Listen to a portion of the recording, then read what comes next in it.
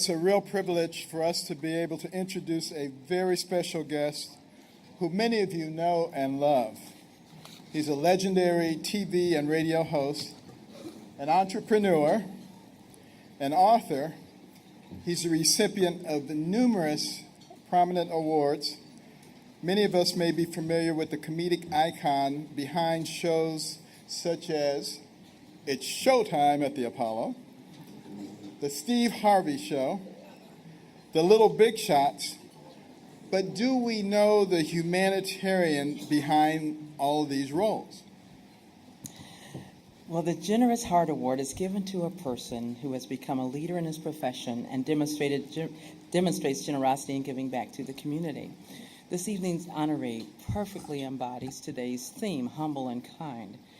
And he has this truly no-nonsense approach that is just so endearing to all of us.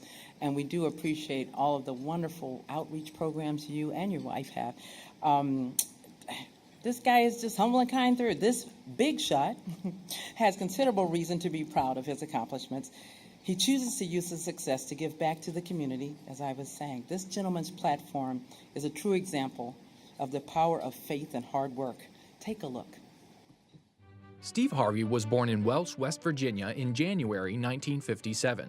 Born to Eloise and Jesse Harvey, a coal miner, he was the youngest of 5 siblings. While Steve was still young, his family moved to Cleveland, Ohio, where he graduated at Glenville High School. Soon after graduation, Steve attended Kent State University as a first-generation college student.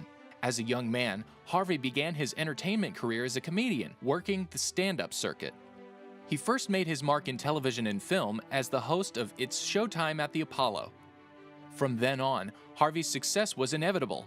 He grew to have a roster of acclaimed specials, including co-starring in one of the most successful comedy DVDs in history, The Original Kings of Comedy, and the hit Don't Trip, He Ain't Through With Me Yet. He starred in several popular shows, including The Steve Harvey Show, and has appeared in movies such as You Got Served and Johnson Family Vacation. Harvey is also the author of multiple New York Times best-selling titles. His first book, Act Like a Lady, Think Like a Man, What Men Really Think, inspired the 2012 box office-topping movie Act Like a Lady, Think Like a Man. His newest book, Jump, Was released December 2016.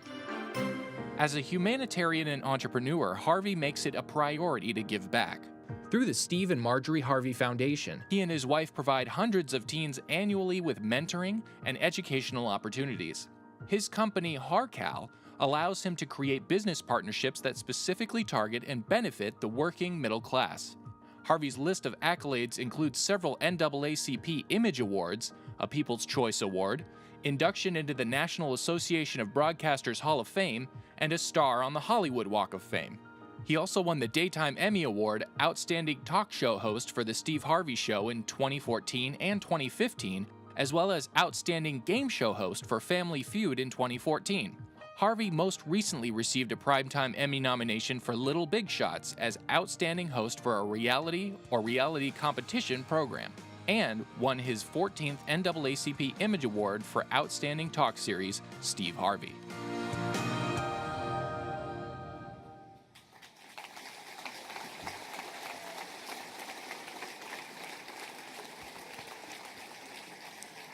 And let me just say that today is the only free day or partially free day he's had between now and June the 12th, and he decided to spend it with you. The Carson Scholars Fund, proud to present the compassionate and deserving Mr. Steve Harvey with the Generous Heart Award.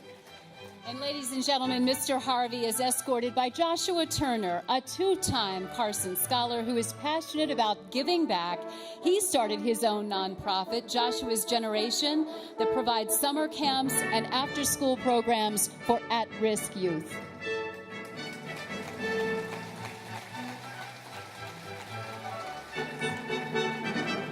Well, first of all, thank you. Thank you very much. This is a lot bigger than I thought it was going to be. A lot of y'all in here, I thought it was going to be, like we did the thing upstairs. I thought that was it. I should charge for this. This is,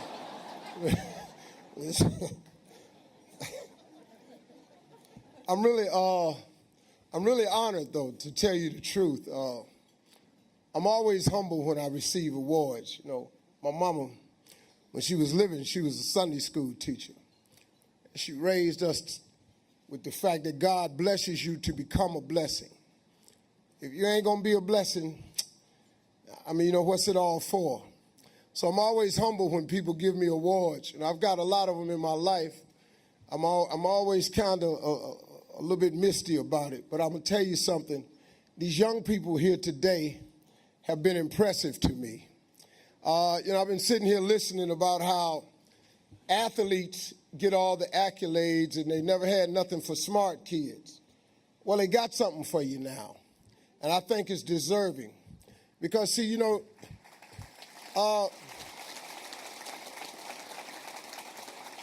you really are gifted. You know, I used to think that gifts was running, jumping, singing, and dancing. I thought that's what gifts were. You know, when people used to talk about gifts, oh, he's so gifted. You know, where I come from, you was either running, jumping, singing, or dancing. But that's not true, because people who run, jump, sing, and dance, they got to get paid by somebody. LeBron James, as much money as he makes, the guy that owns the Cavaliers is not going to cut him a check that's bigger than the check that he's getting. It's just not going to happen. I work on NBC. They pay me decent amount of money. The people who own NBC are not paying me more than they're getting. And you know who own these companies? Smart people. And you know what you are, kids? Y'all smart people. And that's a pretty good gift, man. I was talking to Dr. Carson, and he said that the minimum requirement for a kid is you got to have a GPA of 3.7. I said, okay, cool. I was in school, I had a 3.9. But that was totaling 3 years of high school.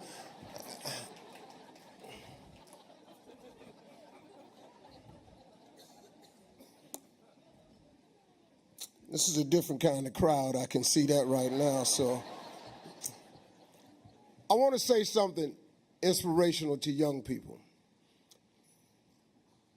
I want to challenge you to something, because you all are very, very smart. So here's the deal. You can be successful or you can be great. Here's the challenge. I want you to be great. I need, out of the 400 kids that done walked around here, I need 40 of you to go be great. See, look, successful people, they talk about successful people, but they write about great people. I need 40 of you to go out here and be great. I want 40 of you to take this gift that you have, this smartness, this brilliance, and I want you to take it, I want you to share it. You got to spread it out, man. Knowledge is nothing unless it's shared. You know, you can be the smartest cat in the world, but if don't nobody know it but you, how smart is that? You know, you got a lot of people that, talk a good game, but they don't walk the walk. I need for you young people to get something in your head. I need you to get that dream instilled in your head, because your education is great, and it's imperative for your success, and you're excelling in education. But if you don't have a dream, there's a scripture that says, a man without a dream or vision shall perish. You know how many people got degrees on their wall, ain't doing nothing? You know how many people got sheepskin hanging on their wall, ain't working right now? You know how many people that are brilliant ain't doing nothing for mankind? You have a chance to be something, man, but you got to attach this smartness you got to a dream. See, you know, I was watching this little clip they got of me, and, you know, I'll just be honest with you. I went to Kent State, but I just went.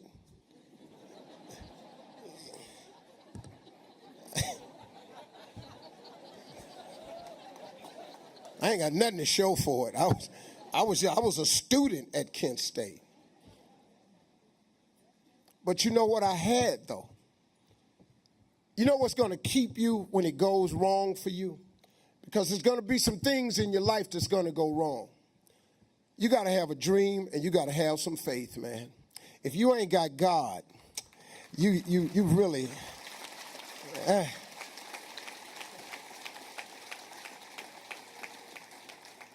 You got to have God, man. And you got to have a dream. The dream is the biggest thing in your life. Everybody's putting it on education, and it's imperative, and that's cool that you're smart kids.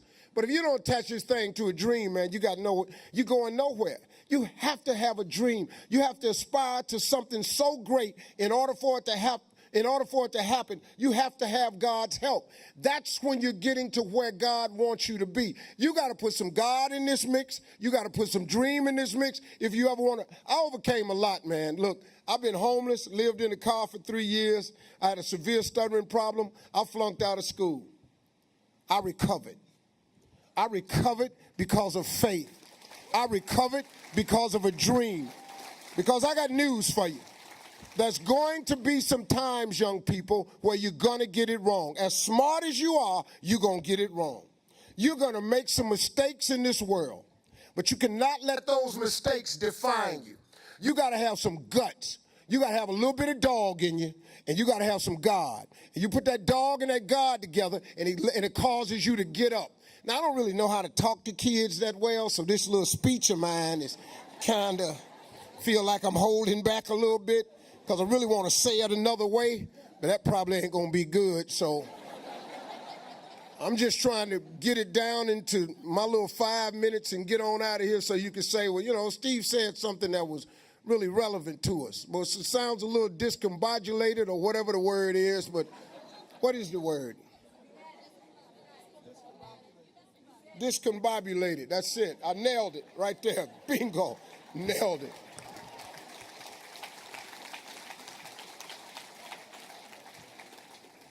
So I'm here today with my new friend, Dr. Carson, who I never thought I'd meet until I went to see the president-elect at the White House. That cost me.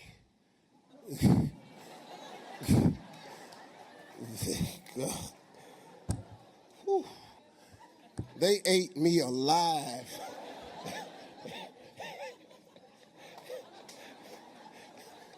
I've been bleeding internally ever since. They took me on social media and they did your boy real good. And it turned out to be a great move because in that meeting I asked for one thing, and that was to meet Dr. Ben Carson.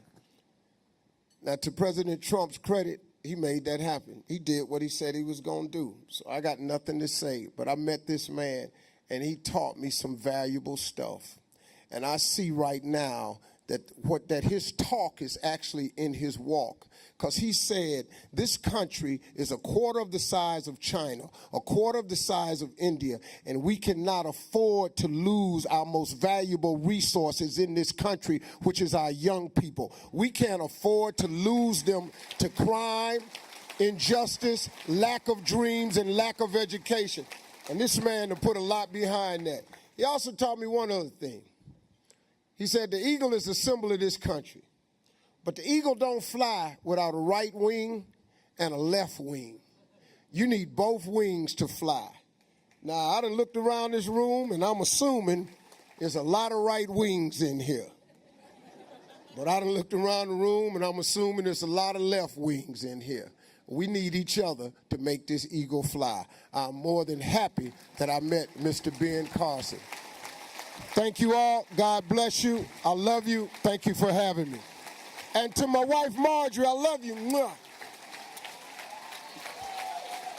Give it up for the fine chick in the middle.